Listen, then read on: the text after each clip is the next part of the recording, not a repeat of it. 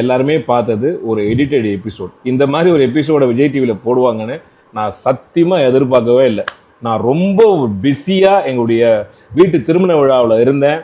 விஜய் டிவியிலேருந்து எனக்கு கால் பண்ணி இந்த மாதிரி ஒரு ஷோ பண்ணுறோம், நீங்கள் கெஸ்ட்டாக வாங்க, இந்த மாதிரி உங்கள் வீட்டில் இருக்கிற நாய் பற்றி பேசுங்க, ஆஸ் அ டாக் லவராக வாங்க அப்படின்னு கூப்பிட்டாங்க. நான் சொன்னேன், ஆர்குமெண்ட்டாக இருந்தால் நான் தயவு செய்து வரல, நான் ரொம்ப பிஸியான ஒரு விஷயத்தில் இருக்கேன் அப்படின்னு. அதெல்லாம் இல்லை சார், ஆஸ் அ டாக் லவராக வந்து உங்கள் ஒப்பீனியன் மட்டும் சொல்லுங்க அப்படின்னு அவங்க சொன்னாங்க. அந்த கான்வர்சேஷன்லாம் நான் வச்சிருக்கேன். ஓகே, ஆனால் அங்கே போனால் என்னை சரியாக பேசவே விடலை. ஸோ என் அன்பான ஒரு வேண்டுகோள் என்ன அப்படின்னா, உங்கள் எல்லா விருப்பத்தோட விஜய் டிவி நிறுவனத்துக்கு அந்த unedited version of the episode அதை நீங்கள் போடுங்க.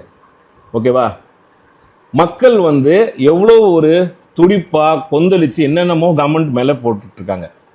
ஸோ இது வந்து எவ்வளோ எனக்கு எதிராகவும் டாக் லவ்வர்ஸுக்கு எதிராகவும் அதாவது எவ்வளோ மோசமாக அந்த விமர்சனங்கள் போயிட்டுருக்கு.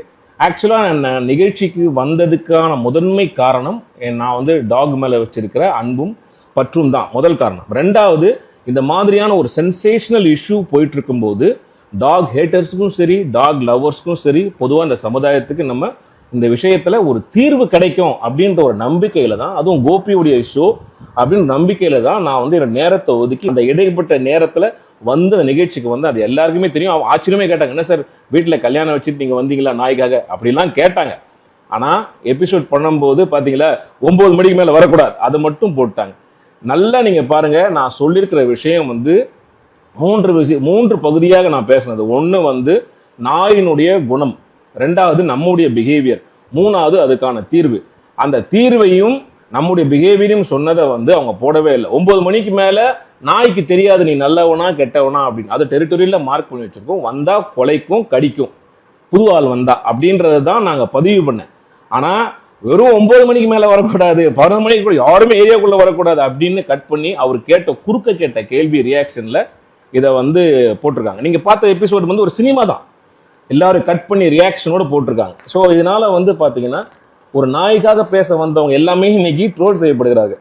இந்த நிகழ்ச்சியை பார்த்தீங்கன்னா rich versus poor, haters versus lovers அப்படி ஆகி போச்சு. அந்த மாதிரி ஒரு டிபேட் நிகழ்ச்சி இருக்கக்கூடாதுன்னு தான் என்னோட தாழ்மையான ஒரு ஒப்பீனியன். ஒரு டிபேட் நடக்கும்போது அதில் வந்து கடைசி நமக்கு ஒரு தீர்வு கிடைக்கணும். நமக்கு வந்து ஒரு பிரச்சனை இருக்கு, இப்போ அந்த பிரச்சனையை நம்ம தீர்வை தான் பார்க்கணும். அதை பார்க்காம இந்த நிகழ்ச்சி இந்த மாதிரி ஒரு சென்சேஷனுக்காகவும் ஒரு டிஆர்பிக்காகவும் இந்த நிகழ்ச்சி வந்து நடந்திருக்கும் போது எனக்கு ரொம்ப எனக்கு பார்த்தீங்கன்னா ஒரு மன உளைச்சல தான் இருக்கு. மக்கள் நீங்கள் வந்து தயவுசெய்து புரிஞ்சிக்க வேண்டியது என்னன்னா, இந்த மாதிரியான ஒரு நிகழ்ச்சி ஒரு என்டர்டெயின்மெண்ட்டுக்காக கட் பண்ணி ஒரு சென்சேஷனல் இஷ்யூவை வந்து என்டர்டெயின்மெண்ட்டுக்காக பண்ணி மக்களிடையே இந்த மாதிரி ஒரு வன்முறையை தூண்டுறாங்களோ அப்படின்றது எனக்கு ஒரு பெரிய சந்தேகத்துக்கான ஒரு விஷயமா இருக்குது. அதனால இதெல்லாம் வந்து நீங்க பார்க்காம நீங்க வந்து அதே கமெண்ட்ல அதே போடுங்க, விஜய் டிவிக்கு கேளுங்க, கோபி சார்ட்டே கேளுங்க, அன்எடிட்டட் வெர்ஷனை தயவு செய்து போட சொல்லுங்க.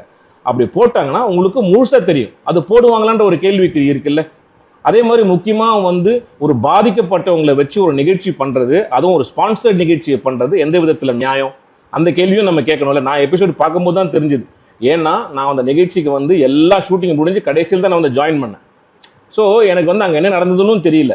நல்ல விஷயத்த ஒரு தீர்வா ஒரு விஷயத்த ஒரு எபிசோட போடாம இது வந்து ஒரு பிரச்சனையா உருமாறி இருக்கு.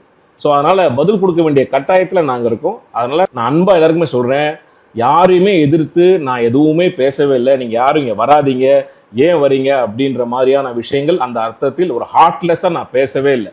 நாயினுடைய குணத்தை மட்டும்தான் அப்படிதான் நாய் பிஹேவ் பண்ணோம். ஒரு தெருநாய் அப்படிங்கிறது ஒரு பதட்ட நிலையிலேயே எப்பவுமே இருப்பாங்க. இந்த விஷயங்கள் எல்லாம் சொன்னேன், நிறைய விஷயங்கள் சொன்னேன், எங்க வீட்டு நாயை பத்தி சொன்னேன். இதெல்லாம் எதுவுமே அவங்க போடலை.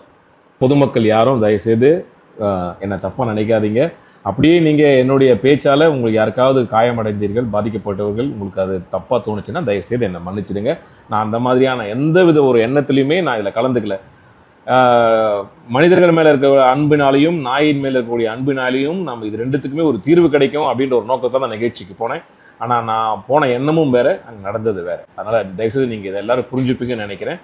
உங்கள் அன்பை என்றும் நாடும். படவா கோபி. நன்றி. Love you.